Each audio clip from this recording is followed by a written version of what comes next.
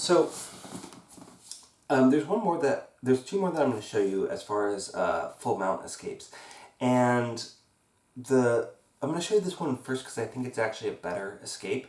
Now, when I first learned this escape, they taught it to me wrong, and the reason, and they did it for good reason, is because it's such a timing thing, and that's what people don't get about this escape, is that if I am in this position in that low mount, or I'm rather here, right, and my arms are close to the ground, maybe I'm committing those arms to the ground.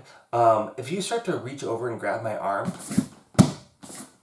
I can do this all day long, right? I can just pull it out and put it right back down. So really, what I need to do momentarily is I need to get this committed to the ground. So I need to, if somebody, if I bridge and somebody's up here and they don't post, they just get swept, right?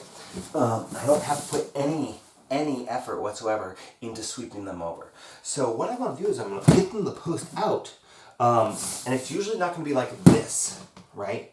That's great and all, but it's not going to be like that. It's usually going to be a directional bridge that's going to cause them to post, right? They could cross post, right? And we'll talk about that in a second, but I want them to commit their hand to the ground. So I am going to get my heels as close to my butt as I possibly can. And after I do this bridge, I'm probably going to bring them in closer, right? So I'm going to do a bridge up or off to the side, whichever, right? I just want him to have his weight on his hand for a moment. And I know that I need to go over there. So I need to, at the end of this bridge, I need to bring my ear to his arm, right?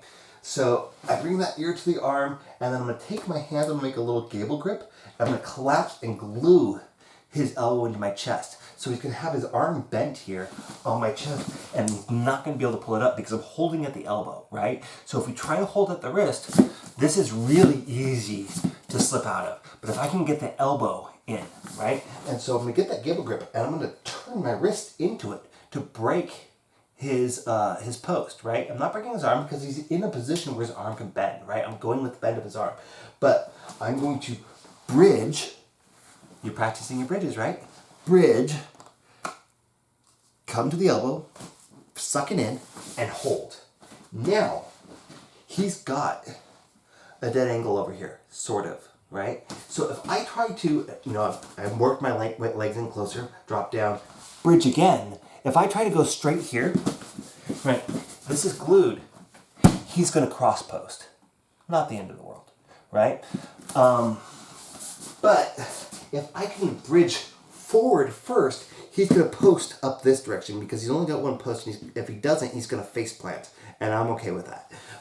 So I'm going to bridge, and then I start to turn. So I'm bridging up and turn, and I'm going to roll into the guard.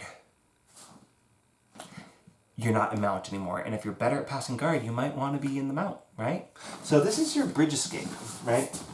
And it's it can be a powerful escape, but when we first learned this, the person was posting out on the ground, and I was coming over here, I'm going like this, and I'm coming back in, and then I bridge, and all that, right? That's not how it's going to happen. Nobody's going to have their hands just out on the ground and committing it there, right? Remember, we talked about this. In low mount, my hands are floating.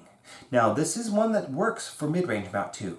Don't get me wrong on that, right? Because I bridge in mid-range mount, he's still connected to my hips. If I can get that type of bridge, he's going to post, right? He has to post because my leg's connected to him. I'm connecting higher up on his back, and I'm causing him to go forward. He's going to post. And since I know he's going to post, right, I bridge, I take him over to the side, get here, gable grip, boom, connect, get my feet as close to the butt as possible, bridge up, right? And then I look the direction I want to go. And then I'm going to end up in that mount position, or in that guard position. And from there, I'm going to be playing the guard. So you're not taking his weight anymore. You're in a little bit less danger. I honestly say that guard is, in a lot of ways, a very, very powerful position if you're very good at playing it. So some people will be like, oh yeah, you got me to the guard. I really like that. Thank you. But at least you're not in the mount, and you might have a better defensive guard game. So that's the reason why you might use this particular pass. All right.